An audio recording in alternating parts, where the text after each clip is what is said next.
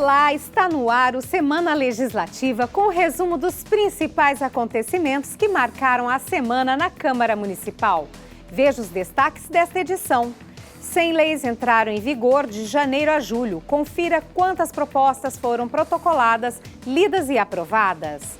Causa animal, educação, cultura e inclusão foram assuntos discutidos na Câmara na primeira metade do ano. Vereadores visitam o INPLAN, Instituto de Pesquisa e Planejamento, e conhecem como funciona a Central de Relacionamento da Prefeitura. Saiba como foram as sessões plenárias de terça e de ontem, quinta-feira. Câmara expõe fotos do acervo do Promemória, que retratam o passado e o presente da cidade. Vereadores prestigiam a entrega de troféus para equipes que conquistaram o primeiro lugar nos Jogos Regionais. Nos 13 anos da Lei Maria da Penha, vereadoras avaliam os avanços no combate à violência contra a mulher. Seja bem-vindo, o Semana Legislativa está no ar. Acompanhe agora os destaques da sessão de ontem, quinta-feira. Na 47ª sessão, 10 propostas foram lidas e começam a tramitar. Uma delas é o projeto de lei complementar 11 de 2019, que estabelece as normas de parcelamento, uso e ocupação do solo, conhecido como a Lei de Zoneamento. O projeto foi incluído para leitura logo após ser protocolado pelo prefeito Felício Ramut e pelo secretário de Urbanismo e Sustentabilidade, Marcelo Manara.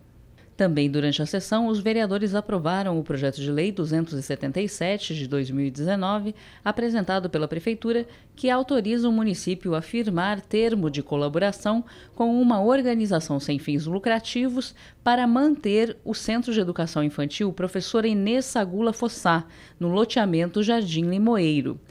O valor total é de R$ 1.600.000 pelo prazo de 2 anos para atender até 250 crianças de 0 a 5 anos de famílias de baixa renda.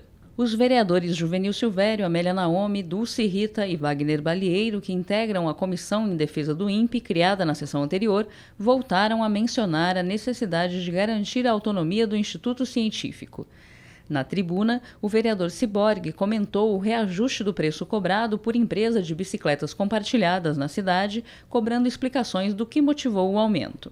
Já o vereador Wagner Balieiro abordou o lançamento de esgoto sem tratamento nos córregos Vidoca e Senhorinha. Também falou sobre o índice de perda de água relatado pela Sabesp superior à meta projetada. E ainda sobre mudanças na aposentadoria com a reforma da Previdência em tramitação no Congresso Nacional. Assista a sessão na íntegra no nosso canal do YouTube. E a gente continua a falar sobre projetos de lei. Saiba quantas propostas foram protocoladas, lidas e votadas de janeiro a julho deste ano aqui na Câmara. Um dos papéis dos vereadores é a apresentação e votação de projetos de lei e outros documentos de cunho legislativo, como os requerimentos, indicações e moções. No primeiro semestre deste ano, muitas propostas foram discutidas pelos vereadores. Entre janeiro e julho, cerca de 300 processos foram lidos em plenário e encaminhados para que as comissões temáticas possam avaliá-los. Os projetos aprovados somam 140. As matérias envolvem projetos de lei com propostas para o dia a dia da cidade, projetos de decreto legislativo para homenagear figuras importantes de São José, projetos de resolução voltados para o regimento interno da Câmara, além de propostas enviadas pelo Executivo. Até a 44ª sessão, os parlamentares também apreciaram um total de 6.851 documentos, a maioria indicações de serviços a serem executados pela Prefeitura. Dos 1.880 requerimentos votados, 21 foram rejeitados. 2 das 62 moções votadas também foram rejeitadas. Ainda sobre os números do primeiro semestre, 94 novas leis ordinárias foram sancionadas no município. Vale ressaltar que as funções dos vereadores vão além da apreciação e votação de projetos de lei.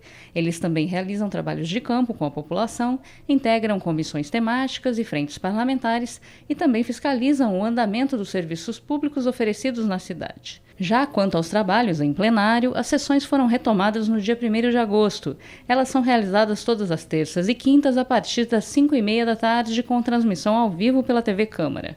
Na terça, os vereadores apreciam documentos legislativos e participam do Pinga Fogo. Na quinta, a pauta é dedicada para a votação e leitura de projetos de lei. Todas as sessões ficam disponíveis na íntegra em nosso canal do YouTube. E dando continuidade ao balanço da primeira metade do ano, a causa animal foi tema de debates e de projetos legislativos. Os detalhes você confere a seguir.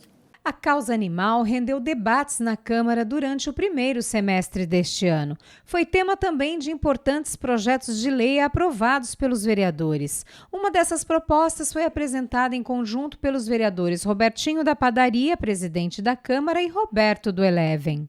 O projeto aprovado por unanimidade prevê recolhimento e atendimento veterinário para animais de grande porte abandonados nas ruas e espaços públicos da cidade. A matéria tem como objetivo não só evitar acidentes de trânsito envolvendo esses animais, mas também garantir a saúde e bem-estar dos mesmos, que muitas vezes se encontram em estado de maus tratos. Durante as discussões para aprovação do projeto, foi apresentado um vídeo em plenário mostrando as graves consequências para os animais e para a população das ocorrências de acidentes. Outro projeto na área com muita repercussão foi apresentado pelo vereador Esdras Andrade. A proposta permite a entrada de animais de estimação de pequeno ou médio porte nos abrigos da cidade. De acordo com o vereador, autor da proposta, o objetivo é incentivar a socialização e a busca por abrigos por parte da população de rua. Por isso, os albergues devem ganhar canis e gatis como esses. E quando se fala em cães e gatos, um assunto ganha destaque na Câmara: os mutirões de castração. Os vereadores têm apoiado essas ações na cidade como alternativa para controle da saúde pública do município e evitar que animais sejam abandonados nas ruas. E parte da verba destinada para as castrações poderão ser complementadas a partir de uma lei sancionada que passou a vigorar em janeiro deste ano.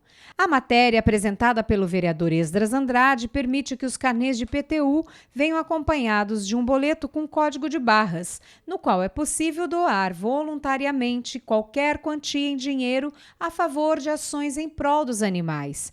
Segundo o autor da proposta, o objetivo é fortalecer a causa animal no município, uma demanda crescente em São José dos Campos. Vale lembrar ainda que a causa animal também foi tema de projetos que estão tramitando na Câmara. Uma dessas propostas foi incluída na pauta de votação das sessões do primeiro semestre de 2019, mas não chegou a ser votada pelos parlamentares. A matéria, de autoria do vereador Valdir Alvarenga, permite a entrada de animais domésticos em hospitais da cidade, desde que respeitando regras impostas pelas unidades de saúde. Destaque também para as iniciativas nas áreas da educação, cultura e inclusão. Elas vão do incentivo à leitura até a preparação para o vestibular por meio de videoaulas de matemática. Saiba mais na reportagem. Quando o assunto é educação, cultura e inclusão, a Câmara de São José tem se mobilizado com a apresentação de projetos de lei voltados a incentivar os estudos e a leitura, além de propostas que visam garantir direitos essenciais às pessoas com deficiência e transtornos, como o autismo. Um dos projetos aprovados nesse primeiro semestre na área da educação é da vereadora Flávia Carvalho. A matéria, que ganhou o nome de Cultura Não Tem Hora, pretende ampliar o tempo de funcionamento da Biblioteca Cassiano Ricardo pelo menos uma vez por mês. Sendo assim, o espaço atenderia o público até às 11 horas da noite. A ideia é ajudar quem não tem tempo de frequentar o local nos horários de expediente. Por isso, todos os serviços, como empréstimos de livros e acesso às salas de leitura, irão funcionar durante o horário estendido. E a educação, a literatura e o gosto pela leitura foram tema de outro projeto aprovado nos 6 primeiros meses deste ano. A proposta, de autoria do vereador Walter Hayashi, tem o objetivo de criar na cidade um festival de literatura. O evento, que recebeu o nome de Festival Literário Joseense, irá substituir a Bienal do Livro da cidade. Será realizado sempre no mês de agosto em anos ímpares. O intuito é realizar uma série de ações culturais e educativas de modo a incentivar crianças, jovens e adultos a praticar o hábito da leitura. Outro projeto na área da educação ganhou destaque. É a matéria que prevê a continuidade do programa Decolar, que tem como meta identificar estudantes com capacidade intelectual acima da média para potencializar esse talento por meio de atividades individuais. De acordo com o projeto, as ações do programa serão mantidas por meio da destinação de recursos que estão confirmados até 2021. Atualmente, o programa atende 149 alunos de 40 escolas. Os estudantes são acompanhados por um plano de trabalho específico, voltado a estimular e aperfeiçoar as capacidades pessoais, sociais, emocionais e acadêmicas. E a Câmara também aprovou a proposta do vereador José Dimas, que inclui no calendário oficial de festas e comemorações da cidade a Feira de Educação e Intercâmbio, mais uma forma de incentivar os estudantes da cidade a complementarem o currículo escolar com a oportunidade de estudar em outro país. Além de projetos de lei, o estímulo à educação na cidade ganhou outro incentivo dos vereadores. A Câmara firmou uma parceria pioneira com o CAGE, Curso Alberto Santos Dumont, para apresentar na grade de programação da TV Câmara o programa Educage. Dessa forma, a emissora vai oferecer semanalmente videoaulas sobre temas do universo da matemática com o objetivo de auxiliar estudantes na resolução de questões e problemas matemáticos comuns das provas dos principais vestibulares do país. As aulas vão ao ar todas as quartas-feiras, às 4h30 da tarde. Já na área da inclusão, destaque para o projeto dos vereadores Ciborgue, Dulce Rita Marcão da Academia e do ex-vereador Fernando Petiti, que autoriza a Prefeitura a criar uma carteira de identificação do autista. Ainda nesse sentido, a vereadora Dulce Rita é autora de uma proposta que pretende criar um cadastro único para as pessoas com autismo na cidade. O intuito é promover agilidade no reconhecimento e acolhimento dos indivíduos com transtorno no município e auxiliar a gestão municipal na elaboração e implementação de políticas públicas voltadas para essa parcela da população. Para fechar as propostas na área, a Câmara ainda aprovou o projeto do vereador Marcão da Academia, que autoriza a Prefeitura a complementar o programa Ruas de Lazer com kit de brinquedos inclusivos. De acordo com o projeto, o kit pode ser composto por 4 brinquedos: gangorra, balanço, tirolesa e skate adaptado. No próximo bloco, vereadores criam comissão em defesa do INPE. Em visita ao IPLAN, no Parque Tecnológico, parlamentares conhecem a Central 156. E ainda, fotos expostas na Câmara mesclam passado e presente da cidade. É daqui a pouco.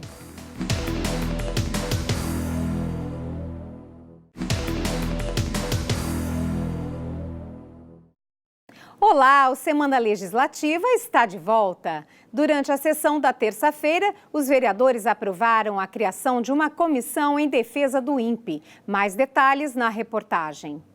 Os vereadores votaram e aprovaram cerca de 580 documentos na 46ª sessão ordinária do ano, a maioria requerimentos.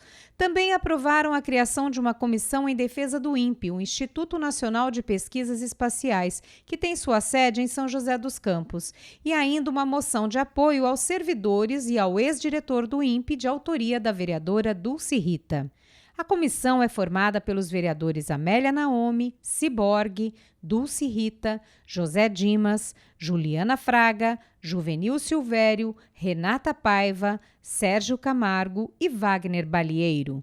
Eles pretendem ouvir o ex-diretor do INPE, Ricardo Galvão, e também fazer uma visita ao Instituto. Os parlamentares ressaltaram a importância do INPE no desenvolvimento de satélites e tecnologias de sensoriamento remoto que permitem monitorar o desmatamento no país. Durante o Pinga Fogo, o tema mais abordado foi a entrega de troféus aos atletas que conquistaram pela 7ª vez consecutiva os Jogos Regionais e as equipes que venceram nos Jogos Abertos da Juventude. A sessão na íntegra você confere no nosso canal do YouTube. Você sabia que a Central de Relacionamento da Prefeitura recebe cerca de 110 mil ligações de munícipes por mês? Para conhecer como funciona o 156, 7 vereadores foram até o IPLAN. Confira!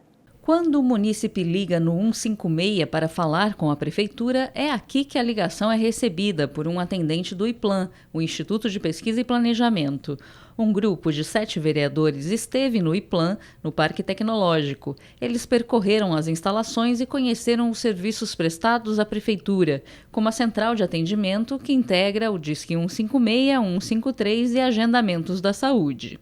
Os parlamentares assistiram a uma apresentação com dados do Instituto. A Central de Relacionamento com o Munícipe faz uma média de 4 mil atendimentos por dia e cerca de 110 mil no mês, com uma taxa de resolutividade de 73% no primeiro contato. Já a Central de Agendamentos de Consultas, Exames e Procedimentos Cirúrgicos realiza mensalmente cerca de 100 mil tentativas de contato com pacientes e 47 mil são efetivadas, gerando agendamentos na rede pública de saúde do município. Os vereadores José Dimas, Amélia Naomi, Dulce Rita, Flávia Carvalho, Juliana Fraga, Maninho 100% e Wagner Balieiro foram recebidos pelo diretor executivo do IPLAN, Ronaldo Queiroga, e o presidente do Conselho Administrativo, Gianfranco Asdente. Sempre é bom conhecer as ferramentas, que a Prefeitura disponibiliza para os seus usuários. Esse trabalho de base tecnológica, fiquei muito contente, porque os vereadores tiveram contato com a estrutura, agora nova, mais ampliada, e com novos serviços, novos projetos para a cidade. Nós completamos este ano 10 anos de existência do nosso instituto e temos como cliente principal a Prefeitura de São José dos Campos, onde a nossa operação praticamente está interligada também com a Câmara Municipal. E muitos vereadores não tiveram ainda a oportunidade de conhecer essa nova sede, que é a sede nacional do IPLAN. Então, o nosso objetivo era mostrar para eles essa nova instalação e todos os produtos e serviços que nós desenvolvemos aqui para a comunidade local da nossa cidade. 18 imagens do acervo do Promemória expostas na Câmara traçam um paralelo entre a história e o presente de São José dos Campos. Conheça agora. Fotos de locais simbólicos como a Igreja Matriz, o Parque Vicentina Aranha e o Mercado Municipal agora decoram o hall do andar superior da Câmara.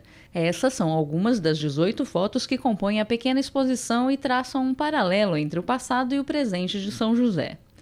O material é também uma amostra do que o internauta pode encontrar na página do Promemória, uma parceria entre a Câmara Municipal, a Univap e a Fundação Cultural Cassiano Ricardo, que já dura 15 anos.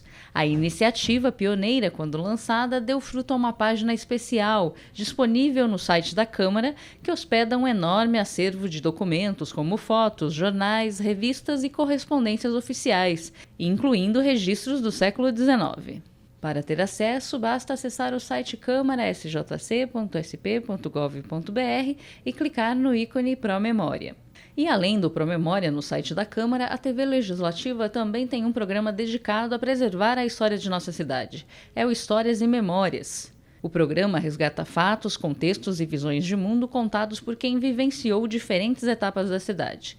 É uma maneira de conhecer o passado pelo depoimento de quem viu e acompanhou nossa cidade crescer e se desenvolver.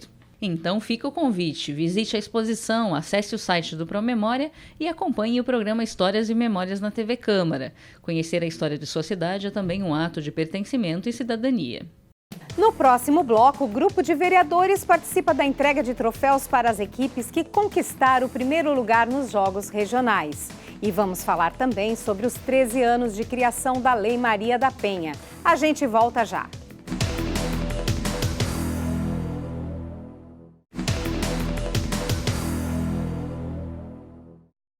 Estamos de volta com Semana Legislativa. São José dos Campos conquistou a 7ª vitória consecutiva nos Jogos Regionais e um grupo de vereadores participou da entrega de troféus para as equipes. Os detalhes na reportagem.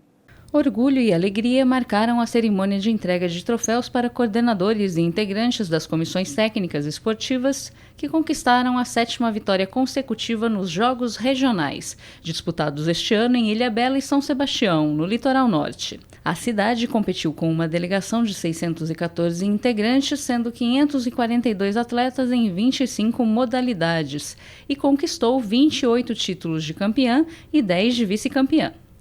Já os Jogos Abertos da Juventude reuniram em Marília atletas com até 18 anos de idade.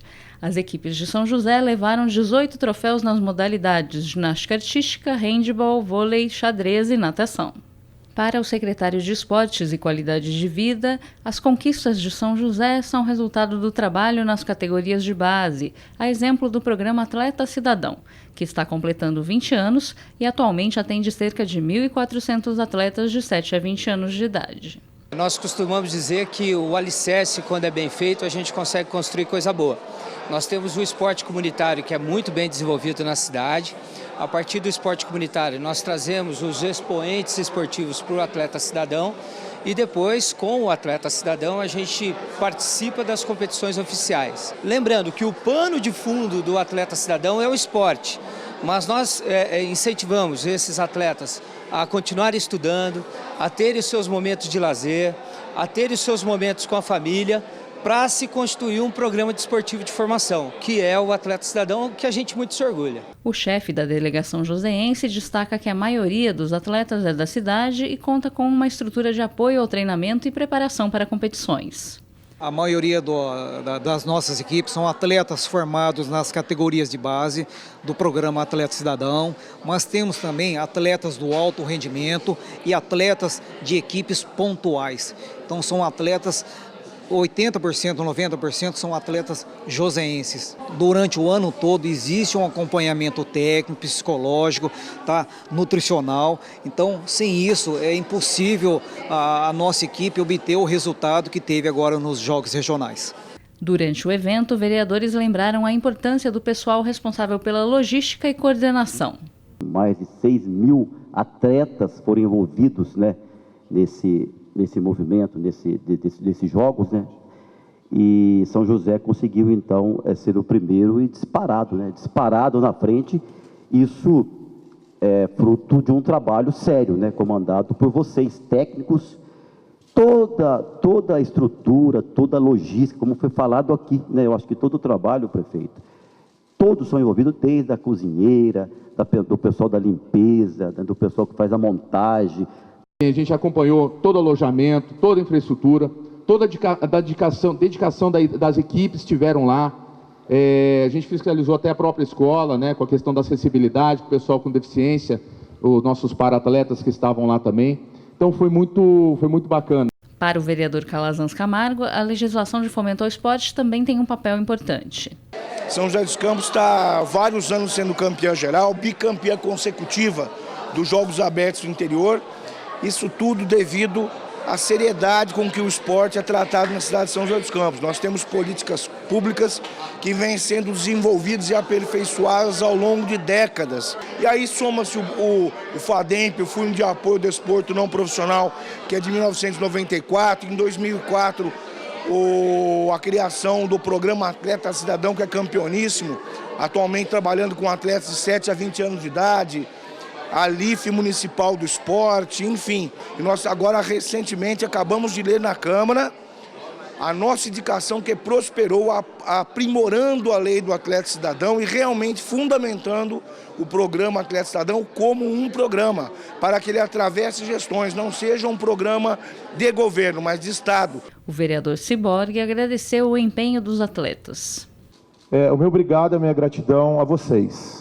A vocês que mais uma vez foram campeões e levam o nome da nossa cidade para o Brasil e fora do Brasil. Todas as equipes que chegaram em primeiro ou segundo lugar garantiram classificação para os Jogos Abertos do Interior, que serão disputados em Marília no mês de novembro. Nós temos aí 42 equipes já classificadas para os Jogos Abertos em Marília, mas nós temos também mais 3 modalidades, que dá um total de 48 equipes que vão participar. No ano passado nós já viemos de uma primeira colocação e tentamos levar para a cidade de Marília nesse ano de 2019 a mesma expectativa e a mesma vontade de ser campeão.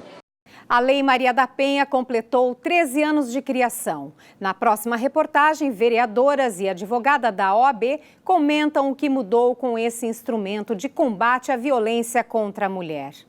Classificada pela ONU, a Organização das Nações Unidas, como uma das leis mais avançadas do mundo em proteção e amparo às mulheres, a Lei Maria da Penha, criada em agosto de 2006, completa 13 anos com importantes avanços nos mecanismos de defesa da mulher.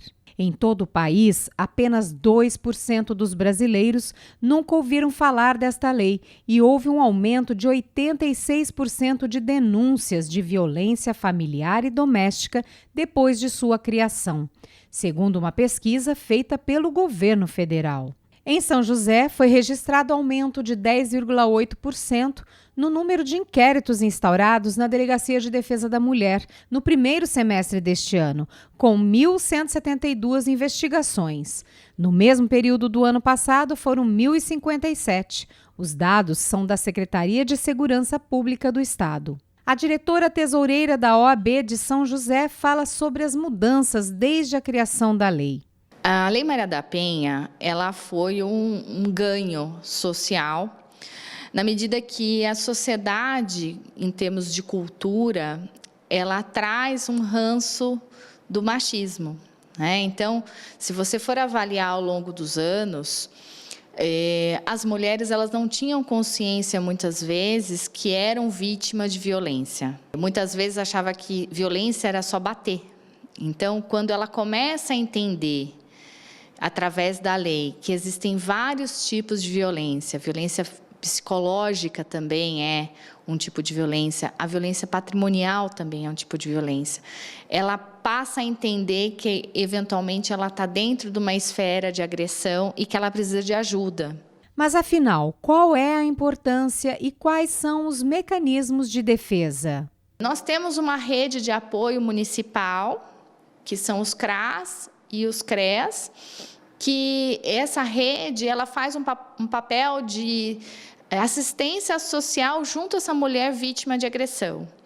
É muito importante porque essa mulher ela consegue um apoio, ela vê que ela não está sozinha e ela vai passar a ter um outro olhar sobre a vida dela. Em São José dos Campos, parlamentares falam sobre a Lei Maria da Penha e outras leis, como a criação de um aplicativo de proteção à mulher, além da ampliação e humanização no atendimento às vítimas de violência. É mudar a cultura, porque essa questão da violência e a questão do machismo é uma coisa que está embutida num modo de vida e no sistema capitalista, que coloca a gente, infelizmente, submissa a isso. Então, por isso, essa questão de violência é uma questão que é muito cultural. Então, nós temos que mudar a cultura, que direitos iguais são direitos para todos, homens e mulheres. Eu acho que todos os órgãos responsáveis precisam fazer uma divulgação mais intensa para que as mulheres conheçam os seus direitos e para que os homens, os agressores, possam conhecer também as penalidades que eles podem sofrer quando praticarem algum tipo de violência contra as mulheres. A lei não diz só da questão da agressão e da punição do agressor, também das políticas públicas que envolve o amparo, que envolve a prevenção, o apoio das mulheres que foram agredidas e dos seus filhos. Eu acho que toda a população tem que saber, porque ela não tem que proteger só a sua casa, o seu lar. Tem que proteger a sua casa, o seu lar através do conhecimento. Se ela souber de algum conflito que está havendo com o seu vizinho na rua, ela tem que correr atrás, tem que ajudar. Nós precisamos lutar e continuar lutando para que todas as medidas de prevenção, de promoção e de proteção sejam garantidas às nossas mulheres, para que toda a luta da Maria da Penha, seja cada vez mais valorizada por todas nós mulheres, diante dessa mulher que deu um exemplo para todas nós. O Semana Legislativa fica por aqui. Até semana que vem.